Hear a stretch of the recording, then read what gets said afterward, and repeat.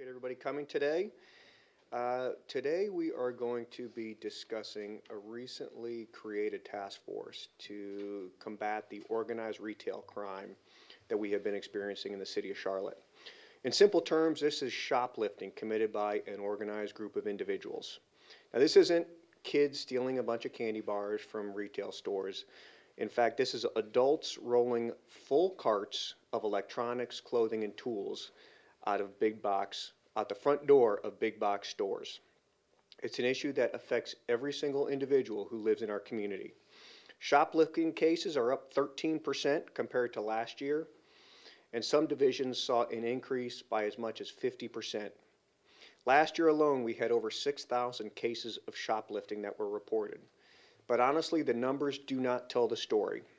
Millions of dollars worth of merchandise is stolen from businesses in the Charlotte area each year, and this no doubt affects the prices you and I pay at the checkout. I have two individuals with me who are going to be speaking today. Lieutenant Rob Sprague, who formerly was in charge, was a sergeant over the Financial Crimes Unit, was recently promoted a couple months ago, so he dovetails very nicely into this responsibility. He is leading the organization, or leading the task force to address these crimes, and also Officer Tony Finocchio, which is common spelling. No, it's F-I-N-O-C-C-H-I-O, and Sprague is S-P-R-A-G-U-E. Officer Finocchio works in the South Division, as does Lieutenant Sprague, where a lot of these crimes are occurring. Next to me here, we have, this affects a total of about 9 divisions out of the 13 divisions, and we have several of the detectives who are in charge of the task force in their respective divisions here as well. So at this time, I will turn it over to Lieutenant Sprague. Lieutenant. Sir. Good morning, everybody. As Lieutenant Koch said, the organized retail crime task force that we have created is specifically to address the recent or the increase in the number of these type of thefts. We're not talking about kids stealing candy bars. These are organized groups that are going in, they are targeting specific items, and whether it is tools or clothing, and then they are leaving the store. In the Charlotte area alone, we've had individual stores that have reported more than 200 incidents over the past 3 years just in a single store themselves, which is a large amount. And in some of the cases, we suspect that the suspects in these cases are utilizing the proceeds or the money that they get from these to finance drug and gang activity, which certainly we understand leads to violent crime here in our city. What we have here is I'd like to show some examples of recent organized retail theft or crime. As you can see here, this is at a Home Depot in the University City Division. He didn't pay for any of those items that are in the cart. It's overflowing with tools, and he simply walks in, loads up the cart, and then leaves the store with all those items, certainly without paying for them. We are looking to identify that subject. And then this is a Victoria's Secret store. There have been arrests made in this case, but I think it is a great example of the type of organization that we're talking about for organized theft. And you'll see as they come into the store as a group, it is specifically targeting items. They've already thought about where they're at. They know where the bag's at, as you can see. Grabs the bag, they begin loading these up. It's pretty apparent that this is organized, right? I mean, they knew where to go and what items that they needed to target.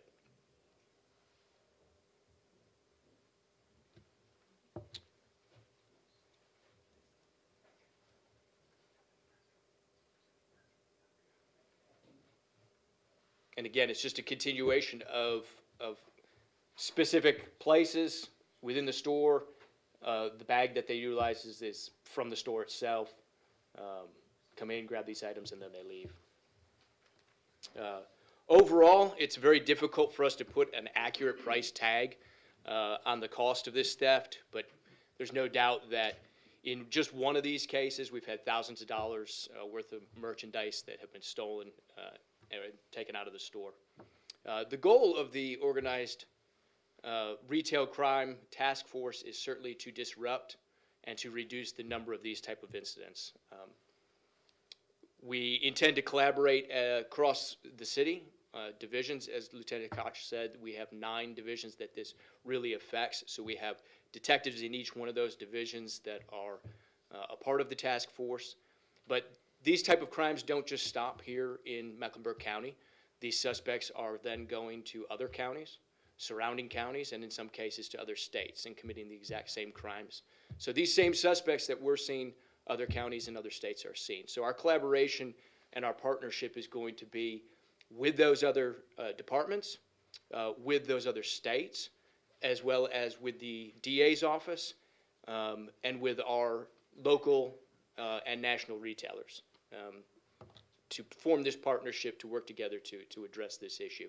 ADA Seeloff is here with me today. They are behind this effort fully. They support the effort, and we're working closely with them to ensure that the court cases or the arrests that we make, as they make their way to the courts, that we are presenting and giving the DA's office the best possible case that we can with the best possible chance of conviction. Detective Finocchio, as Lieutenant Scott said, has been doing this type of work for several years now. He's learned that a lot of these suspects are targeting all these stores, both in the north, south, across the entire county, as I said before. Detective Finocchio, if you'd like to, I'll turn it over to him at this point. Good morning, everybody. As Lieutenant Sprague said, I am a detective in the South Division, and many of my investigations also go throughout the city. As you can see today, I am in uniform, and that is going to be part of what we're going to be doing. It's not just sitting in front of a desk and typing up statements, but we're going to be out there and hitting the streets, trying to combat some of the crimes. When I was approached a couple years ago about investigating organized retail theft or crimes by Sergeant Jeff Brown, what I did was try to dive deep into some of these cases, and what I noticed, the organization and how it has impacted several different stakeholders throughout the city. So one of the things that I did was build partnerships with some of our retailers. So what does that mean? That means that a lot of times the retailers were not reporting some of the shoplifting cases, and some of the times we just were not making very good cases, to be quite frankly. So it's our duty as detectives to try to educate the retailers, the citizens of Charlotte, what to look for and what to report. Calling 911. But crime is being committed, we need somebody to call 911. When you're calling 911, take a good image in your mind of what the suspect in that crime looks like, what he's wearing, tattoos, vehicle descriptions, any type of tag information to help us with these crimes. We need the public's assistance in doing this. Now, again, we are not asking the public to intervene in any way. A lot of these criminals that are committing these crimes have a propensity of violence. That has been seen. They have been affiliated with gangs in the past. Through our investigations, if other crimes are established throughout the city, if information leads to other crimes, we will be investigating other crimes as well. We have a lot of different different sections of this department, and that are crime specific, but the information will get disseminated throughout those other units. The one thing I want to also address is that if anybody does witness a crime, to call our Crime Stoppers, because we will be investigating. We have some great detectives. Now, I can't predict the future. I'm not Nostradamus, but what I can tell you is this, is that I'm very confident in the guys that have been selected in doing this, and I feel that we can make a pretty big impact on the city. Any questions for us at this point? Detective, so you guys are going to be making your presence known, and it sounds like also kind of educating the stores. Are there any other, is that the main bulk of what the task force is doing? Well, it's in the infancy stages, right? So this is a work in progress. We are not, I don't want to make predictions, right? But what I can tell you is I've done this for 2 years.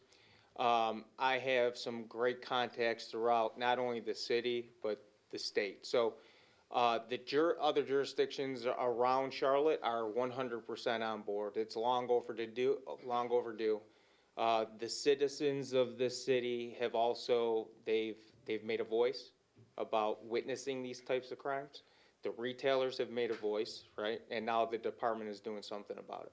Tell us about the people that are doing the stealing and what's the thing they want most? What are they stealing the most of? Well, I mean, that varies throughout the stores, right? So we see the clothing, we see electronics, anything of value is what people are stealing. So obviously they're stealing this type of stuff for a reason, and it's monetary, right? They're making money somewhere. So not only will we be looking at the thieves, we're gonna be looking at where they're fencing these products as well. How are they unloading all of this? I'm sorry? How are they unloading all of this? Meaning, what do you mean by Yeah, unloading? let me ask it another way. I mean, it's part of the issue here that they steal this stuff, maybe put it online, maybe go to a flea market or something like that, and then you as the general public come up and you see this great deal on a lawnmower all of a sudden. That's right. Take it. I mean, what kind of responsibility do the common citizens have? Well, I think, again, like I said before, I think we as citizens, right, we have a duty to notify the police, right? If something doesn't seem right, I think our duty is to notify the police. It may not be anything, right? But we want to know. Well, give us the opportunity to invest these cases, right? Like I said, we have some great detectives. We have some great tools at our disposal to investigate cases, and that's what we're going to do. Detective, you said, when you said the value of these stolen goods is maybe, end up in the drug trade or something like that. That's correct. Are these thieves suspects that you recognize from any other crimes, or are they mostly just retail theft? So if you do the homework on some of the people that are committing these crimes, you're looking at their criminal histories involving anything from driving violations to maybe some shootings in the city and whatnot. So like I said, this will also be a tool to investigate other cases into the city. Obviously, you guys can't be everywhere at the same time. Are you going to be making recommendations to these stores, either, training employees or hiring more employees? I mean, what struck me about that video was that went on and no one noted that. The good news is this. The good news is by us forming this task force, right, the retailers see our interest in what is going on in the city. And already I've gotten great feedback. There's retailers that are going to better their video cameras, target harden their products and stuff like that. So it's going to help the consumer, it's going to help us, and it's going to help the citizens in general, right? Has anyone been hurt, just watching that video? I noticed someone's face was blurred. I don't know if that was an employee or not, but has anyone been hurt trying to stop these guys? So, I mean, if you look historically into cases, you're going to find cases where people have gotten hurt, right? It's our job to prevent those types of things, right? Again, we are going to do everything in our power that nobody gets hurt.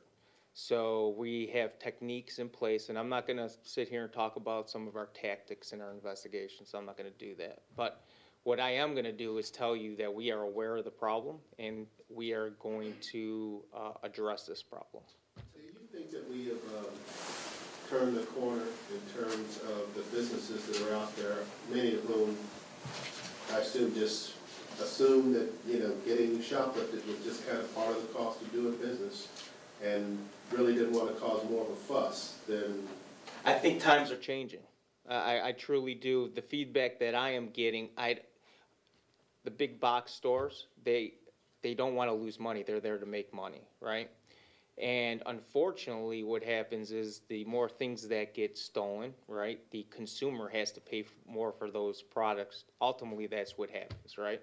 So it's a win-win for everybody. We have things in our arsenal that we're going to come and we're gonna hold people accountable. And with the support of the DA's office and Tim and Monica Noble and people at the DA's office, and we're going to be working with the probation and parole, and we're going to be knocking on people's doors, and we're going to let the criminals know that we're here, and we will do everything in our power to see through that they get prosecuted for the crimes. To kind of piggyback off of an earlier question, I guess the lack of a better phrasing, why do you think in the last few years maybe this crime has been so easy for these people? Is it because of department stores, maybe lack of loss prevention? Is it they don't see officers at the mall? Would you? So I don't necessarily think that this has always been occurring, right? Our techniques have gotten better, like the technology has gotten better, right? As you can see, those are pretty good videos at the Home Depot and stuff like that. Those are very good videos. And I want to talk about quality of cases too. We're not here we need to bring the district attorney cases that they can prosecute, right? So I don't want everybody to just harp on numbers. I am always been a big advocate of quality of our cases.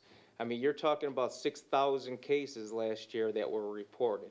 It's an impossibility for the DA's office to take every one of those cases to trial. So it's our job to define what good cases are, and we need our retailers to help us. We need our citizens to help us do that. Did you say how the Victoria's Secret suspects were brought in? Did you say how? I'm sorry. Did you say how the Victoria's Secret? So it was an investigation that I conducted, and it's an in-depth investigation. But through probable cause that was established, I was able to identify the individuals, and those cases are pending at this point. When did that happen? When was that? Back in May, I believe it was. There were several incidents that happened, but that was in May. That's part of the issue here been that, I guess in the past, these packs or gangs of shoplifters have been sort of treated like regular shoplifters instead of the prolific criminals. I mean, is there going to be some more teeth, some more punishment here to get them to change behavior? I think I'm going to defer that one to DA Seeloff on that. He could talk more about the prosecuting aspect of that, Tim, if you want. Certainly. You need me to step up? Yes, please.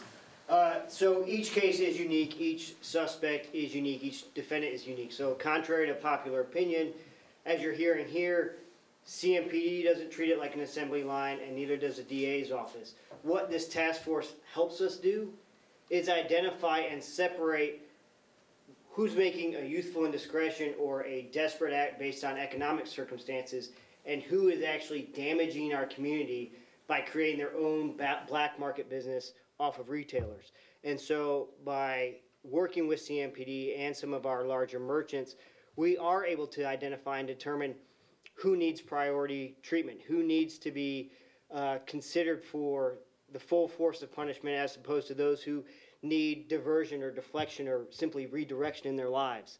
And so fortunately, CMPD and the retailers are committed to identifying who are the real people who are damaging the community, who are the people that make it feel uncomfortable or unsafe for some of these clerks to show up for work, or some of the other shoppers to be in that store.